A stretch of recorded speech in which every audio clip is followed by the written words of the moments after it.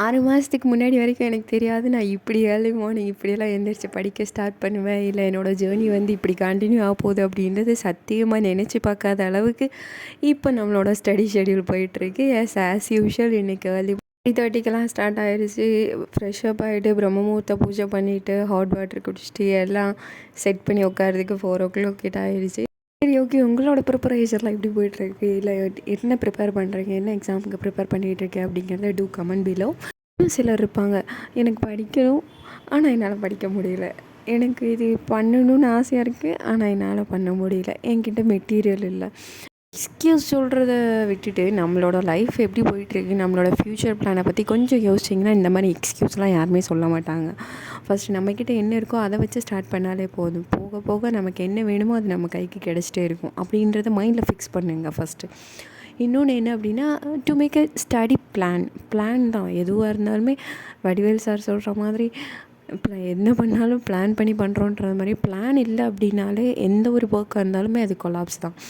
நம்ம ஒரு விஷயம் பண்ண போகிறோம் அப்படின்றத அதை ஸ்டெப் பை ஸ்டெப்பாக பிளான் பண்ணி நாளைக்கு மார்னிங் படிக்க போகிறேன் அப்படின்னா இன்றைக்கி நைட்டே நான் வந்து ஷெட்யூல் இல்லாட்டி ஸ்டடி பிளான் இல்லைனா ஒரு டு டூ லிஸ்ட் மாதிரி சின்னதாக போட்டு நான் ஸ்டடி ஏரியாவில் சின்னதாக ஒரு செவரில் வாலில் வந்து சின்னதாக ஒரு பின் மாதிரி பின் பண்ணி வச்சிட்டோம் அப்படின்னா நாளைக்கு மார்னிங் எந்திரிக்கிறதுக்கு மோட்டிவேஷன் மாதிரி மாறிடும். ஸோ விஷுவலைஸ் பண்ணணும். நம்ம வந்து நம்ம நாளைக்கு படிக்க போகிறோம் அப்படின்றத நம்ம யோசிக்கணும், விஷுவலைஸ் பண்ணணும், அஃபர்மேஷன் பண்ணிட்டோம் அப்படின்னாலே நாளைக்கு மார்னிங் எப்பயும் போல் எந்திரிக்காமல் ஏர்லி மார்னிங் எந்திரிச்சு நமக்கு நாளைக்கு இந்த ஒர்க் இருக்குது, நம்ம சீக்கிரமாக எந்திரிக்கணும் அப்படின்னு சொல்லி நம்ம தானாகவே எந்திரிப்போம், தானாகவே படிக்க ஸ்டார்ட் பண்ணுவோம்.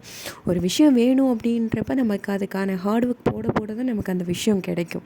நீங்கள் நான் யோசிச்சு பாருங்களேன், if we pass the exam, நம்ம எக்ஸாம் பாஸ் பண்ணிட்டோம் அப்படின்னா நல்ல ஒரு பொசிஷனில் போய் உட்காந்ததுக்கப்புறம் நம்மளை தேடி எத்தனை பேர், நம்மளை விட்டுட்டு போன எத்தனை ரிலேஷன்ஷிப் நம்மளை தேடி வருவாங்க. இஃப் அது அப்பா வீட்டு சொந்தக்காரங்களாகட்டும், அம்மா வீட்டு சொந்தக்காரங்களாகட்டும், எப்படியா இருந்தாலும் நம்மளை தேடி வருவாங்க. அந்த சிச்சுவேஷனை கொஞ்சம் யோசிச்சு பாருங்களேன். நம்ம இப்போ இருக்கிற நம்ம வந்து 3 months எஃபெக்ட் கண்டென்ட் கொடுக்க போகிற இந்த எஃபெக்ட் வந்து நம்மளோட லைஃபை டோட்டலாக சேஞ்ச் பண்ண போகுது. அந்த மாதிரியெல்லாம் அஃபர்மேஷன் வந்து யோசிச்சு பாருங்கள். ஆஃப்டர் நம்ம பாஸ் பண்ணிட்டோம் அப்படின்னா என்ன மாதிரி இருக்கும் சிச்சுவேஷன்ஸ், நம்ம எப்படி அதை வந்து கடந்து செல்ல போகிறோம், எப்படி மாதிரி நம்ம ஃபீல் பண்ணுவோம். ஜஸ்ட் 3 months ஹார்ட் ஒர்க் பண்ணால் போதும். நமக்கு இருக்கிறதே 3 months தான். எஸ்ஐக்கு பொதுவாக ஜூனில் எக்ஸாம் வந்துடும் அப்படின்ற மாதிரி தான் இருக்குது. ஸோ வந்துட்டா அதுக்குள்ளே நமக்கு 3 months இருக்குது. ஸோ இந்த 3 months வந்து எல்லாத்தையுமே சாக்ரிஃபைஸ் பண்ணிடுங்க, எங்கேயும் போகாதீங்க.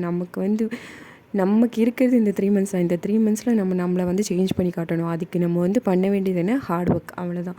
நம்மளால் எவ்வளோ ஹார்ட் ஒர்க் பண்ண முடியுமோ அவ்வளோ ஹார்ட் ஒர்க் யோசிங்க. நம்மளோட ஃப்யூச்சருக்காண்டி தான் நம்ம இப்போ போடுற இந்த ஹார்ட் ஒர்க். ஜஸ்ட் 3 months, 3 மாதம் தான். அதுக்கப்புறம் அவ்வளோதான், முடிஞ்சிச்சு. நம்ம லைஃப் டோட்டலாக மாறப்போகுது அப்படின்றத மைண்டில் ஃபிக்ஸ் பண்ணிட்டு ஸ்டார்ட் பண்ணுங்கள். ஜேர்னியெல்லாம் எப்படி போயிட்டுருக்கு, இல்லை ப்ரிப்பரேஷன் எப்படி போயிட்டுருக்கு, படிக்கிறீங்களா, ஸ்டார்ட் பண்ணுறீங்களா, உங்களோட ஸ்டடி பிளான்ஸ்லாம் எப்படி போயிட்டுருக்கு, எதுவும் டஃப்பாக இருக்கா, இல்லை நீங்கள் எப்படி ஃபீல் பண்ணுறீங்க அப்படின்றதையும் கமெண்டில் சொல்லுங்கள்.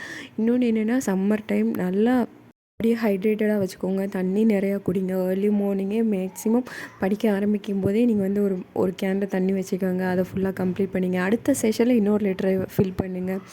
அப்பப்போ குடிங்க. அது நமக்கு தெரியாமே நம்ம பாடியை வந்து ஹைட்ரேட்டாக வச்சுக்கிற மாதிரி இருக்கும். ஓகே, நெக்ஸ்ட் ஒர்க்கில் பார்க்கலாம். பாய்.